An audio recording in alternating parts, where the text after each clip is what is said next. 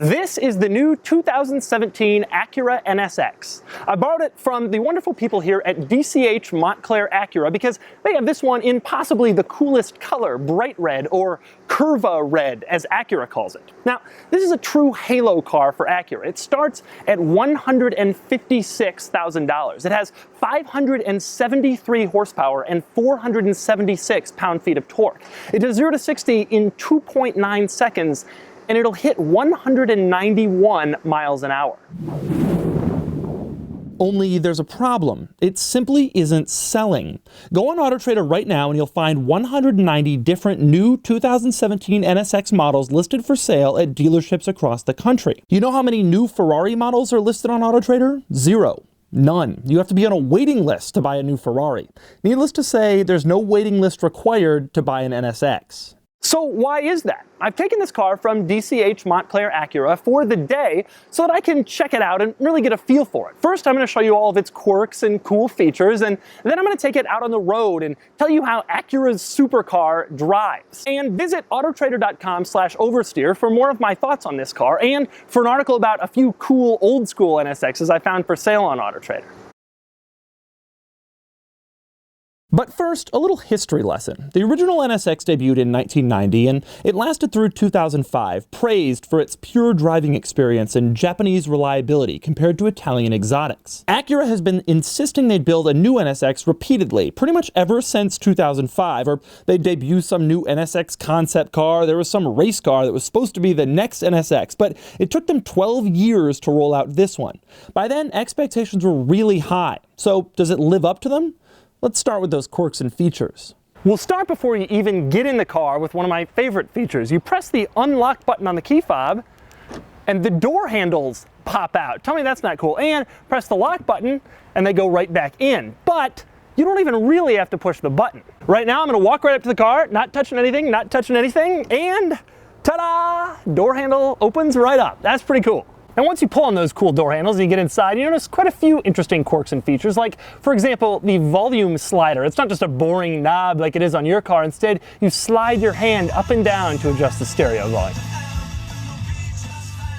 But that's not the coolest thing in the interior. In my opinion, the coolest thing in the interior is the gauge cluster. Check this out. There's a little dial in the center control stack that changes the NSX's drive modes. Twist it to put the NSX into sport mode and the gauge cluster changes, making the gauges and the tachometer more detailed. Turn it again for Sport Plus and the tachometer completely rotates. The whole thing turns from blue to red, and you get an engine temperature gauge that shows up in the top left. Hold down the dial to confirm you want track mode, and the performance indicators in the middle of the gauge go to their extreme highest settings, and traction control turns off. In addition to all those modes, the NSX also has a really cool quiet mode that shuts off part of the exhaust note so that you can go sneak out with your NSX late at night and drive away down some back roads. I've never seen any other supercar with that. Another cool thing about the NSX, because of its hybrid powertrain, it can shut the engine off when it doesn't need it to be running. For example, right now, the engine just went off, but all the accessories remain on because it's in EV mode. There's not a lot of cars at this price point that can do that. The other cool thing about it, it gets 21 miles per gallon city and 22 miles per gallon highway because of that hybrid powertrain. Most people who buy this car aren't going to care about that, but that's really impressive for a car at this performance level. Another cool interior feature of this car is the gear selector. Now, it's not different from what you'll find in a lot of modern Acura models, but it's probably a lot different from what you'll find in your normal car. Here's how it works. When you get inside, there are little lights around P for park. You want reverse, you push this little button backwards, then the lights appear around R. It's kind of idiot-proof. For neutral, push N and the lights appear around N. And then for drive, just push D/N and push it a second time for manual mode. If you want to get back into park, just push P again. Now, having the gear selector here has two primary benefits. Number one is it frees up some space in the middle of the cabin. There's some buttons there instead of a giant lever rising up out of the center. Also, you'll never screw up and put the car in the wrong gear because you actually pushed a button to get it into that gear. For some more quirks, we move around to the back. For example, you see this giant spoiler back here. This is a carbon fiber spoiler, goes across the entire back end of the car. It's a factory option, but you might not realize this spoiler is actually broken into 3 pieces. Open up the trunk, and the spoiler part on the trunk stays in the trunk, and these 2 bits stay over here. Now, another cool thing back here is how the lights work. When the headlights go on, and thus the taillights go on, it forms this cool band of lights around the entire rear of the car. Personally, I prefer the brake lights, which make these little arcs around each end. But the best part is the turn signals. Look at those things. They're just little tiny strips of lights that tell you what direction the NSX is gonna go. But even cooler are the lights up front. I love those headlights. Look at them, they're just mean, they're angry, they're aggressive. They give this car a really cool look. But better than that, I think, are the turn signals. Look at those, they look different than every other Acura on the road. Another cool thing about the NSX is the stuff you get when you buy it. For starters, you get a little model and another larger model in the exact spec and colors and equipment of your NSX. You also get this black NSX folder, which contains a complete build sheet of your car detailing all of the options on your particular NSX. And it also includes a cool drawing of the car done by the NSX's designer. Also cool, each NSX is individually numbered, so you know where you stand among other NSX owners. Of course, like all cars, the NSX has a few notable drawbacks, but even those are interesting. For example, walk up to the NSX's door and you'll notice a rather conspicuous exterior keyhole, sort of unfortunate given the car's otherwise modern lines. The weird part is no other Acuras have an exterior keyhole. Here's an MDX, no keyhole, and here's a TLX, also no keyhole. It's also worth noting that there's no storage at all in front, just a lot of stuff you shouldn't touch unless you know what you're doing. But the NSX isn't all about cool quirks and features that make you go, wow. One of the things I like most about this car is that, true to the original one and true to the idea of buying a Japanese performance car, this thing is surprisingly practical. Let me show you what I mean. In the glove box, you will find this, a microfiber cloth, and not just any microfiber cloth, an Acura microfiber cloth to be used with the radio display. Meanwhile, in the trunk, you will find this, a funnel for fuel in case you run out. And not just any funnel, this one has a Honda logo on it. I promise you, 30 years from now, when these things are selling for $1 million at the Pebble Beach RM car auction, if your NSX doesn't have its little microfiber towel and its little Honda funnel, you won't meet your reserve. You also won't meet your reserve if you don't have your original Acura owner's manual. Acura is so obsessed with practicality that it comes inside a Ziploc bag. And speaking of practicality, it's such a priority for Acura that the NSX is probably the only supercar in the world with 3 trunk releases. There's one on the key fob, one on the driver's door, and there's one on the trunk itself. And regardless of which way you release the trunk, you'll notice something interesting about it when you get in it. I review a lot of exotic cars with a lot of trunks, and usually they're nowhere near big enough for a set of golf clubs, but you can get one in the new NSX. Yes, you have to pull out your drivers and put them in separately, but they all fit in the trunk of this car. Another practical feature of this car, you'll notice that when you look around this interior, there aren't any cup holders anywhere. Acura, in their practical mindset, has thought of that. Open up the glove box and you pull out, look at this, cup holders. There's a little latch right here, you stick them, and now you can put your drink in your NSX. One final bit of practicality, everything in this car is simple and functional. The turn signal stalk is just a turn signal stalk. The wiper stalk is just a wiper stalk. The door locks are exactly as you'd expect, and the same goes for the power window and mirror controls. They don't have any strange gimmicks or confusing operations, and they're mostly borrowed from other Acura models. Now, I know I've made fun in the past of some cars for sharing their switches and buttons with lesser vehicles, like the Maserati Ghibli, for example, but it's important to keep in mind the purpose here. The Ghibli is intended to be an Italian exotic. It's supposed to give you a more beautiful feel every time you get in, every time you open the door compared to German rivals, and using Dodge switchgear doesn't really do that. But the purpose of this car is and always has been to offer a more practical, more reliable, and less expensive alternative to the Italian exotics. It may not have the cool switchgear and buttons and features, but it's also a lot less expensive. Those things help keep costs down. And if you don't want to go crazy and spend $1 zillion on a Ferrari that you're not really sure will last more than a few years, that was the purpose of the old NSX. And these buttons and switches prove that it's still kind of the purpose of the new one. So, the new NSX is loaded with cool features, including some you may not have known about. Now, it's time to take it out on the road. All right, we're in Sport Plus, it's so fast. So this is This is like a dual clutch with a torque converter. The gear changes are monstrously quick, just like everything else with a dual clutch. I mean, nothing is faster than anything else anymore. It used to be that some cars had a really fast transmission and some didn't. Now everything's just really fast. So the first thing you think, you get in this car and we're driving on a normal street here, you're just, we're good. Like, we're just chilling and you can hang out, which is, I think, one of the strong suits of this car. Visibility is great behind me. I can see everything. We had it idling. It's incredibly hot today. We had it idling for like an hour shooting the video. And we don't have to worry that it's going to shut off or send some fault. My Aston Martin used to send a fault when it was idling for more than 10 minutes. There's none of that stuff. With this car, you can just be sure.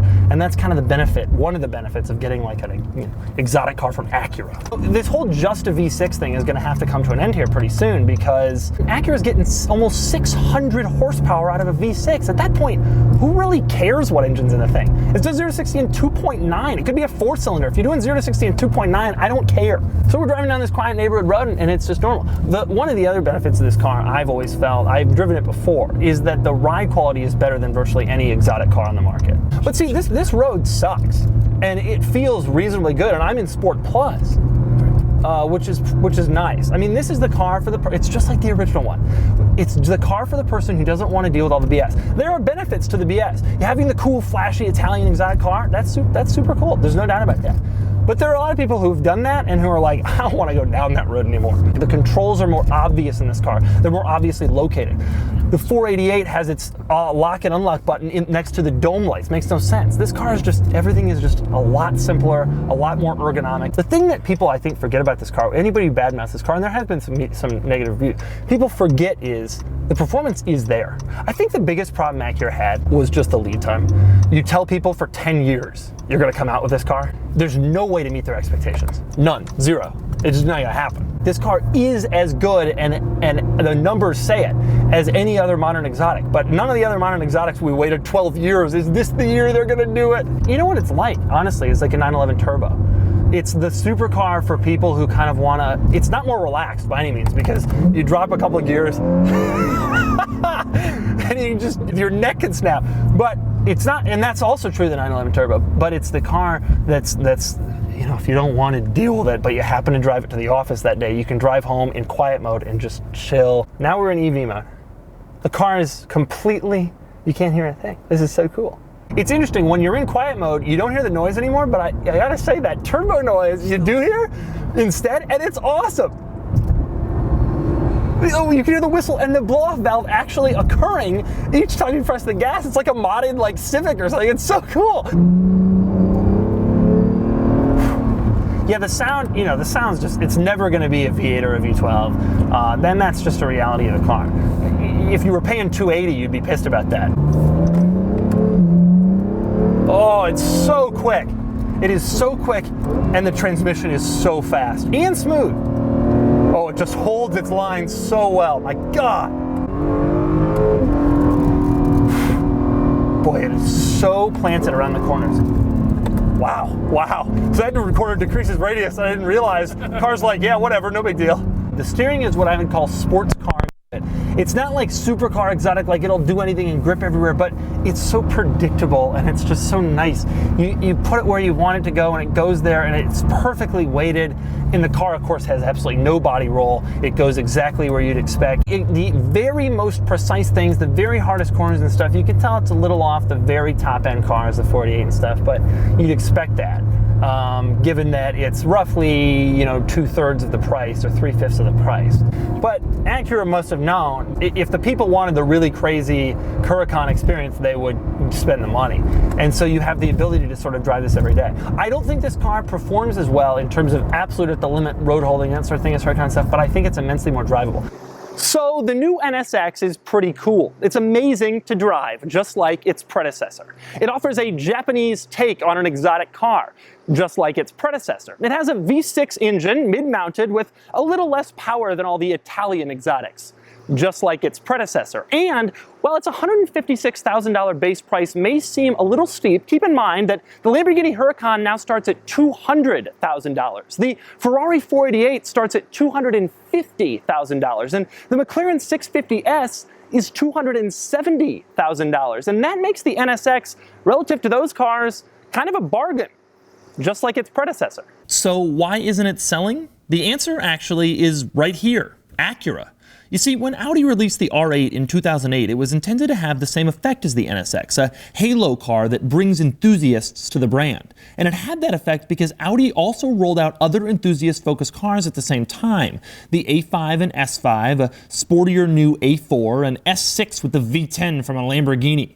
Audi was cool and the R8 made it super cool. But Acura, say you like the NSX, but you can't afford it. What other Acura are you going to get? A TLX in Fathom Blue Pearl? The Acura lineup is suspiciously devoid of performance cars, except for the one that costs $156,000. And yet my response to that is, so what? Yeah, the NSX is a little bit of a weird car for Acura, but so was the original one. And over time, its desirability and its values have shot up. No, this is not the supercar for the person who wants the Ferrari horse or the Lamborghini Bull on the front. But if you want a car with an amazing driving experience and some neat quirks and cool features and a really striking appearance, and you want to save a little money, at least put this on your shopping list.